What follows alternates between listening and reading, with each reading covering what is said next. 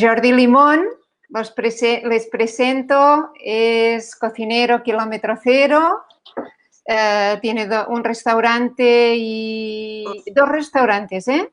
Sí. El Somorrostro en la zona de la Barceloneta y La Violeta, que es un restaurante de vinos naturales. Está convocado hoy Jordi para hablarnos de los fermentados. Sí, pues bueno, un poquito en Somorrostro nos introducimos en el mundo de los fermentados por un motivo muy claro, y era que nosotros tenemos un huerto, bueno, cultivamos todas las verduras del restaurante, ¿no? Entonces, claro, este modelo tiene muchos beneficios para el restaurante, pero tiene algunos problemas, y es que existen unos picos de producción de hortalizas y muchas veces es muy complicado asumir todo ese pico en el restaurante y teníamos mucho excedente, ¿no? Entonces, después de investigar, hacer pruebas y, bueno, mucha idea y mucha historia, decidimos intentar conservar estos alimentos a través de la fermentación. Entonces hicimos muchas pruebas, mucha idea, y al final hemos llegado a un buen resultado. Es que conseguimos que si el pico de producción de la verdura es así, alargarlo así mediante la conserva. Claro, entonces hay una tendencia de alargar la temporada, o sea, la estacionalidad de las cosas, gracias a que fermentamos una parte de la producción. Y además, la conservación de la salud, porque según sabemos es muy beneficioso para nuestra salud. También. Claro, bueno, una de las cosas importantes de la fermentación es que hablamos de alimentos vivos, ¿vale? Sé que este concepto parece un poquito raro, pero la diferencia entre un alimento vivo y un alimento muerto es que el alimento vivo está cargado de bacterias dentro. Entonces, cuando tú consumes un alimento vivo, lo que ocurre es que estás, aparte de alimentándote, añadiendo muchas bacterias a tu organismo. La mayoría de gente no lo sabe, pero el hombre es un ser simbiótico. Vive en simbiosis con cientos de miles de bacterias en su interior. Se calcula que aproximadamente el peso del cerebro está en bacterias por todo el cuerpo. Bacterias que sin las cuales el hombre no puede vivir. O sea, si nos quitaran todas las bacterias del cuerpo, automáticamente morimos. Son esenciales para poder trabajar. De hecho, se encargan de digerir los alimentos. No se ha sabido explicar bien cuál es la diferencia entre fermentar, o sea, algo que está fermentado, y algo que está podrido, ¿vale? Y aquí es donde está la raya y donde el conocimiento empieza a darnos un poquito de luz a esto. La diferencia es muy clara, y es que cuando fermentamos, nosotros elegimos las bacterias que queremos que trabajen en ese alimento. Cuando las cosas se pudren, cualquier bacteria entra y estropea el alimento. Este pequeño matiz es fácil de entender, pero luego es complicado de llevar a cabo, porque hay que conseguir criar las bacterias para que trabajen para que no entren bacterias malas, ¿no? Y eso es un poquito fermentar. Al final es hacer crecer las bacterias que tú quieres que estén ahí. O sea, que ahora se me ocurre, de repente tenemos una sopa, no sé, de pescado, una sopa de cebolla, que se nos fermenta. ¿Esto es bueno para la salud? ¿Comérnosla?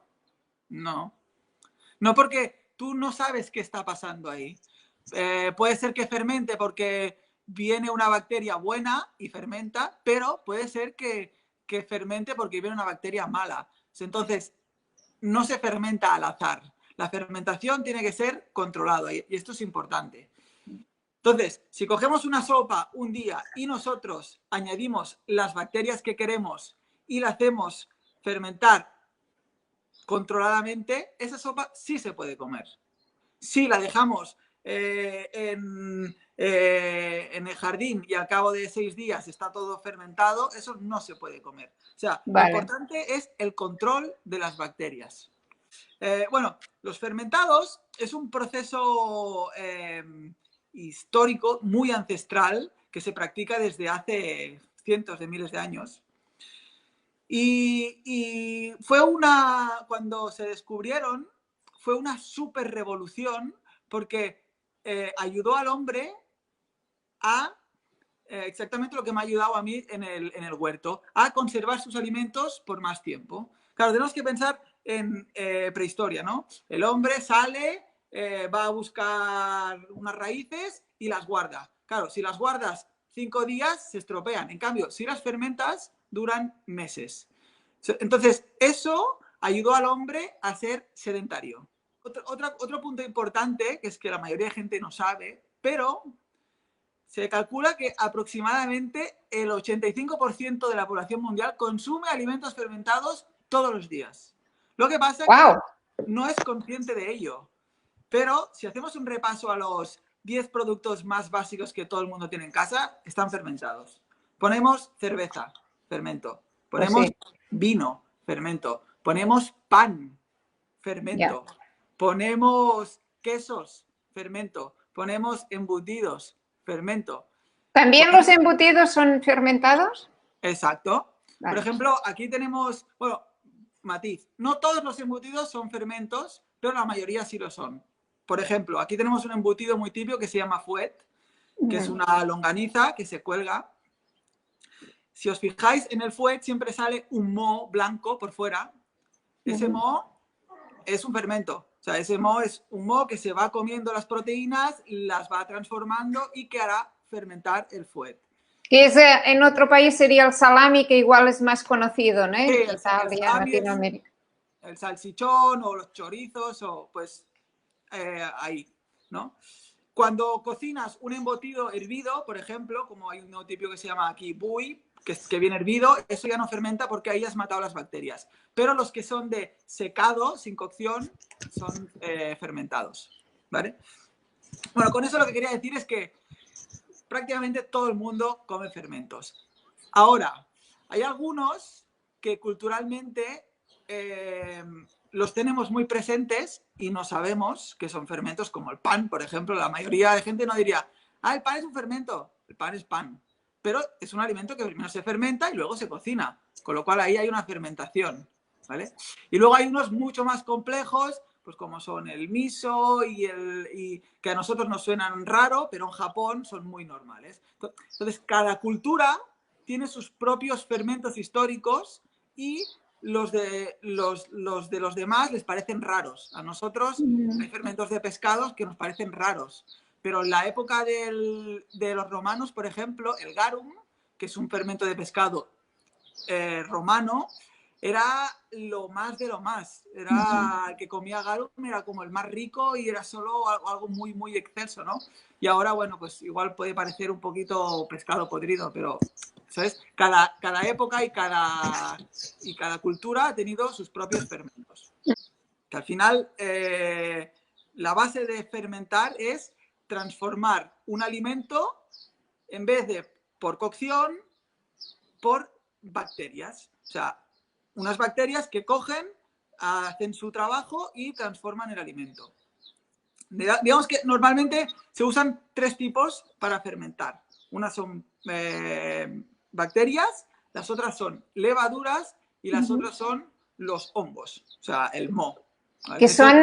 Que son estos organismos que dijiste que necesitamos, que los tenemos controlados. Exacto, sí, que son los que nosotros intentamos controlar a la hora de fermentar. Sí, sí. Bueno, como ya he dicho, las bacterias son completamente necesarias para sobrevivir. Y al final, lo que estamos haciendo cuando fermentamos es coger, en general, coger un alimento y transformarlo a nivel molecular por las bacterias. Las bacterias lo que suelen hacer es lo que llamaríamos una predigestión del alimento, ¿vale? A ver si me explico. Ajá. Imaginaros un tomate, ¿vale? Tú en crudo comes un tomate, te lo comes, cuando llega a tu barriga, las bacterias empiezan a transformarlo para que tú puedas obtener alimento. Si tú fermentas ese tomate, estás haciendo una predigestión de este tomate, con lo cual estás ahorrando energía y tiempo a tu estómago, porque estás haciendo que ese proceso que a tu estómago le llevaría un buen rato de hacer, que es la predigestión, se haga fuera. Entonces, tienes mucha más biodisponibilidad de alimentos cuando los comes, ¿vale? Esto es una de las cosas que hace la fermentación súper buena para la salud. Otra de las cosas es que la fermentación tiene la capacidad de destoxificar muchos alimentos. Me explico.